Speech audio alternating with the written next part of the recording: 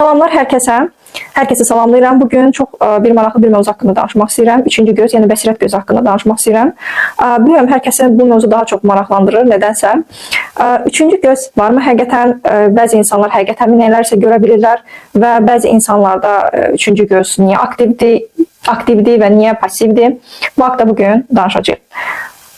Biz insan olaraq bir ruhsal tərəfimiz var, bir də fiziksel, yəni bədənsel tərəfimiz var. Ruhsal tərəfimiz bizim mənəvi tərəfimizdir, enerjimizdir. Fiziksel tərəfimiz isə bədənimizdir. Yəni biz bunu görə bilirik, toxuna bilirik. Amma ruhsal tərəfimiz, mənəvi tərəfimiz isə biz onu görə bilmirik. Çünki insanlar adətən bir şeyi araşdıranda həmişə elmi əsaslara söykənirlər. Və düşünürlər ki, əgər mən bunu bilmirəmsə, elm bunu sübut etməyimsə, deməli bu doğru deyil. Və ona sadəcə bir nümunə gətirmək istəyirəm. Məsələn, burada bir qələm var, biz bunu görə bilirik, yəni hamı bunu görə bilir və toxuna bilir və qələmin burada olduğunu hər kəs inanır, yəni burada bir qələm var.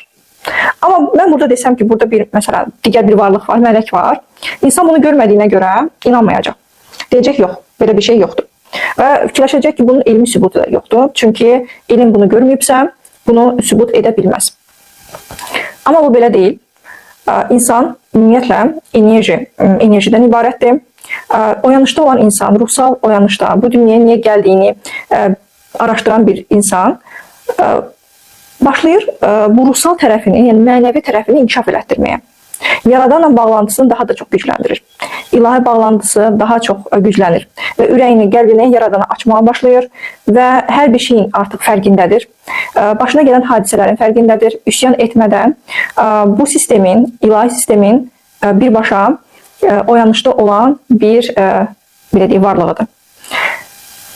Amma ruhsal oyanışda olmayan, sadəcə olaraq egosu daha yüksək olan bir insan bunu fərqində deyil. Və buna görə də daha çox mənəvi tərəflə deyil, fiziksel olan maddi tərəflə daha çox maraqlanır. Yəni gözlə gördüyü fiziksel, bədənsel və maddi tərəfləri ilə daha çox maraqlanmağa başlayır. Amma insan olaraq bu bilgilər, ümumiyyətlə bu məlumatlar hər bir kəsdə, bütün ruhsal aləmdə insanlarda var.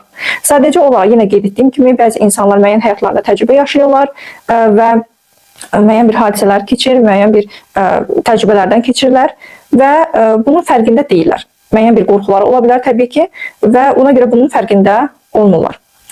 Amma onu qeyd edim ki, bu üçüncü göz dediyimiz bəsirət gözü hər bir kəsdə var. Məndə də var, səndə də var və hər bir kəsdə var.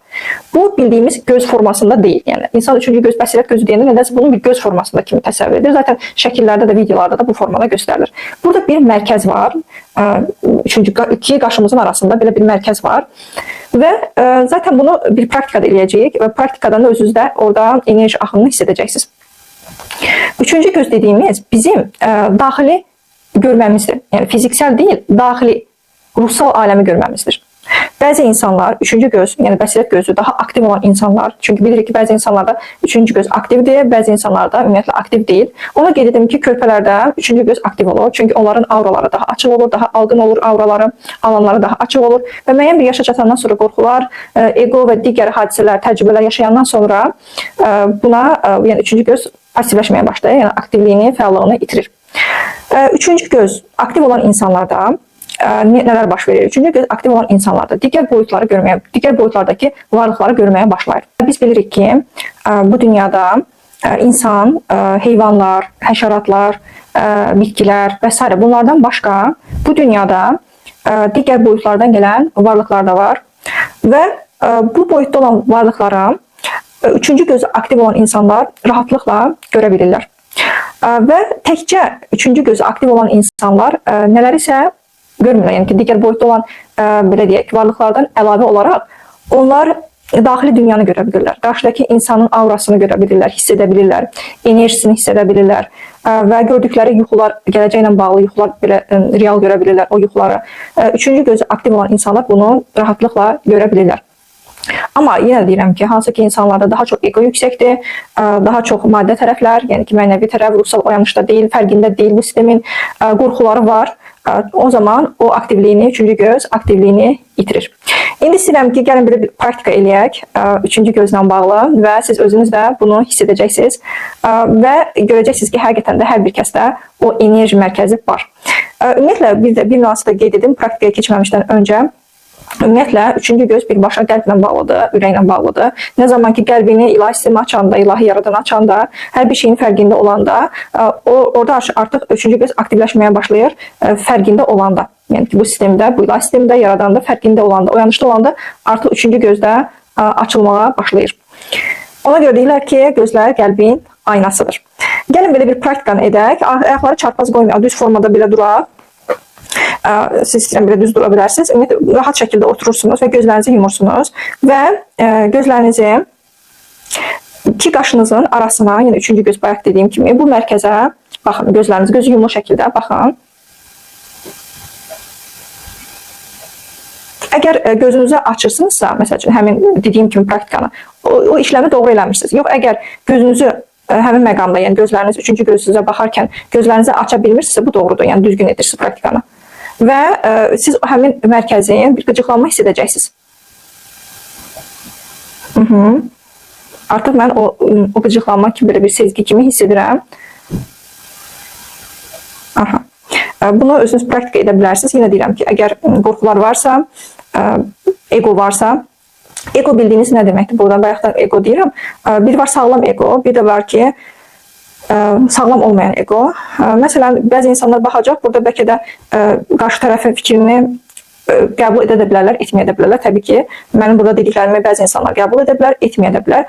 Amma etməyən insanlar artıq gülüb keçirsə, əylənirsə, rişxənd kimi edirsə, bu sağlam olmayan egodur. Bu öz, belə deyək, oyanışlarını, öz egolarını gizlədirlər bir növ. Və qorxuları varsa, təbii ki, gələcəklə bağlı, ümumiyyətlə, gələcəklə bağlı baxmaq, neysə görmək doğru bir şey deyil. Mən bunu yəni ki, mən buna razı deyiləm ki, doğru bir şey deyil mənə görə. Amma sezgilər var ki, qarşı tərəfin aurasını hiss edə bilərsiniz. Qarşı tərəfdə sizə neysə bir yalan deyəndə və yaxud da neysə baş verəcəyini, belə deyək də, qarşıdan gələn bir insan sizə bir pislik edəcəyini hiss edə bilərsiniz. İntuisiyadır çünki üçüncü göz. Üçüncü göz aktiv olan insanlar bunu hiss edə bilər. Sezgiləri güclü olur və qarşıdakı insanın aurasını, enerjisini belə baxanda hiss edə bilirlər. Məsəl üçün, biz kiməsə belə baxanda ən azından bir göz-gözə gələndə hiss edə bilirik enerji olaraq. Və burada üçüncü göz dediyimiz bu həmin buradakı göz. O sezgidir. Və o həmin sezgi vasitəsilə qarşı tərəfi hiss edə bilirik ki, burada bu insanın enerjisi necədir, aurası necədir. Bizə bir sanki bir his kimi gəlir, yəni üçüncü göz vasitəsilə. Yenə qeyd edim ki, əgər qorxular varsa, təbii ki, bu üçüncü göz aktiv olunur, yəni fəallığını itirir. Yəni qeyd edədiyim kimi, bu dediyimiz üçüncü göz, bəsirət gözü hər bir kəsdə var. Yəni ki, sadəcə olaraq aktivdir, ola da bilər və aktiv olmaya da bilər.